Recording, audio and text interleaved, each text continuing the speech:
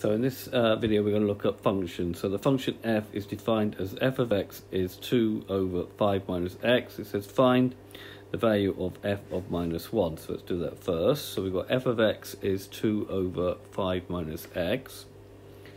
So f of minus 1, that means everywhere there's an x in here we now replace it with a minus 1. So this becomes 2 divided by 5 minus minus 1.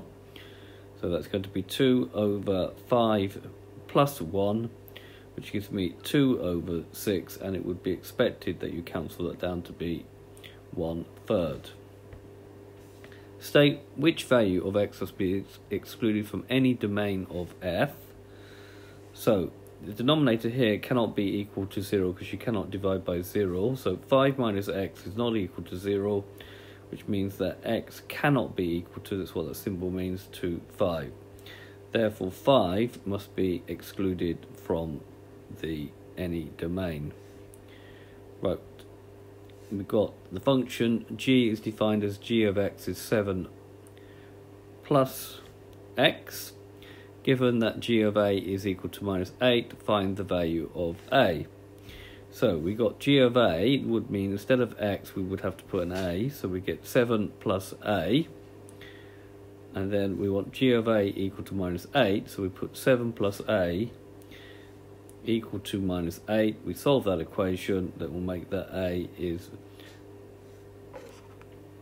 minus 15.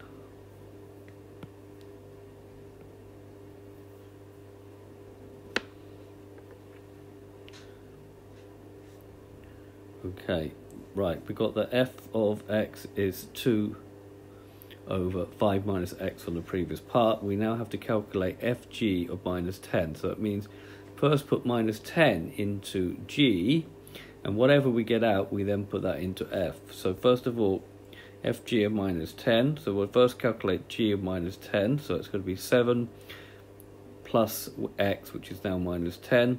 7 minus 10 gives me minus 3. And now we will calculate f of minus 3, so we now put minus 3 in here. We're going to get 2 divided by 5 minus minus 3, which is going to give me 2 over 5 plus 3, which is going to be 2 over 8, which is going to give me 1/4. Part D, calculate find fg of x. Part E, we're doing simplifying your answer. So we need to find fg of x.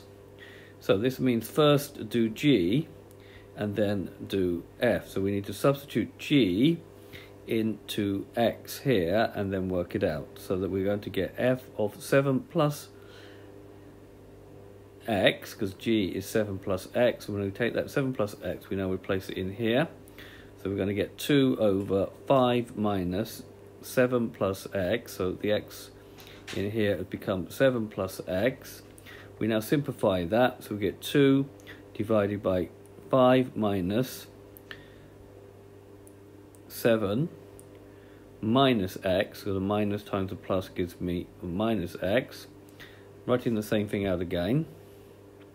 We now simplify that, so we're going to get 5 minus 7 gives me minus 2 minus x.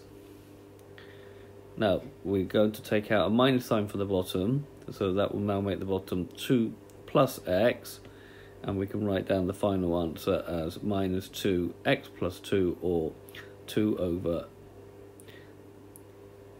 2 plus x. Either of these would do. You probably also might get away with that being your final answer. Okay, this has been a video to show you how to use functions, in particular the composite of two functions. I hope you've understood, and I thank you very much for watching.